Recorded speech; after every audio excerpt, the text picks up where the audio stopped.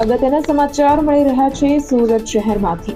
BJVCLના અધિકારી નીરવ દેસાઈ ભાજપના જાહેર કાર્યક્રમમાં જોવા મળ્યા। લોકસભા ચૂંટણી આચારસંહિતાનો ખુલ્લેઆમ ભંગ। સુરત શહેર જિલ્લા કોંગ્રેસ સમિતિ દ્વારા નીરવ દેસાઈને તાત્કાલિક પદ મુક્ત કરવા માંગ કરાઈ। આદર્શ આચારસંહિતાના દાવા પોકળ દેખાઈ રહ્યા છે। કોંગ્રેસના પ્રવક્તા નિષદ દેસાઈ અને કોંગ્રેસી નેતા કલ્પેશ બારોટની લેખિતમાં ચૂંટણી અધિકારીને ફરિયાદ કરવામાં આવી।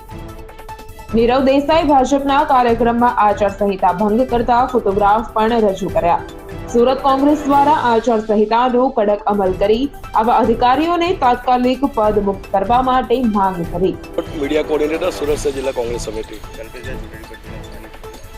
ચૂંટણી પંચમાં અમે 23 તારીખે ફરિયાદ કરેલી હતી કે જિલ્લા સુરત ભાજપના મધ્યસ્થ કાર્યાલય પર ભારતીય જનતા પાર્ટીના ઉમેદવાર મુકેશ દલાલના મધ્યસ્થ કાર્યાલય પર દક્ષિણ ગુજરાત વીજ કંપનીના વહીવટી અધિકારી નીરવભાઈ દેસાઈ અને બીજા કર્મચારીઓ ત્યાં જઈને મિટિંગ કરેલી હતી અને ભાજપના ઉમેદવારને ખેસ પહેરાવી તેનું સ્વાગત કર્યું હતું અને એવું ખાતરી આપી હતી કે સુરત સહિત દક્ષિણ ગુજરાતની 4 લોકસભાની સીટ ભાજપ જીતે એ રીતે અમારા પ્રયત્ન રહેશે। આના ફોટોગ્રાફ સાથેની અમે જિલ્લા કલેક્ટરને ફરિયાદ કરી છે, ગાંધીનગર ચૂંટણી પંચમાં ફરિયાદ કરી છે અને દિલ્હી ચૂંટણી પંચમાં ફરિયાદ કરી છે।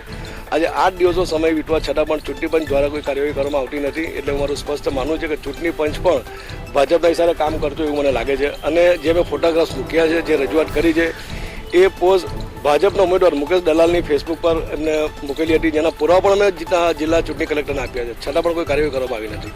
અને એના ભાગરૂપે ગઈકાલે દક્ષિણ ગુજરાત વીજ કંપનીના બીજા અધિકારીઓ પણ બારડોલી ખાતે ભાજપના લોકસભાના પ્રભારી ભરતભાઈ પંડ્યા તેમજ ગણપત વસાવાને પણ ત્યાં કાર્યાલય પર જે મળેલા હતા તેઓની સાથે ફૂલ હાથ ટોળા કરી એમને ભાજપનો ખેસભાઈ સ્વાગત કર્યું હતું।